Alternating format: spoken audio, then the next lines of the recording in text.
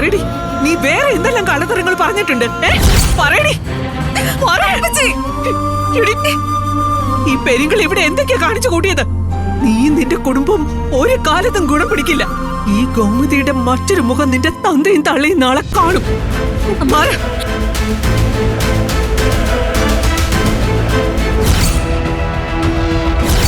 സാറും ഭാര്യയും കൂടി ഇങ്ങോട്ടൊന്ന് വരണം. എന്തെങ്കിലും ഫംഗ്ഷനോ മറ്റോ ആണോ?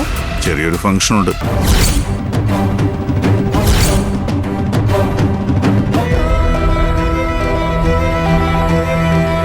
ബാലേട്ടനെ ഞാൻ കുറ്റപ്പെടുത്തുന്നില്ല. അവൾക്ക് ഈ ജന്മത്തിൽ ഞാൻ മാപ്പ് കൊടുക്കില്ല. പാവം നമ്മുടെ ആനന്ദ്.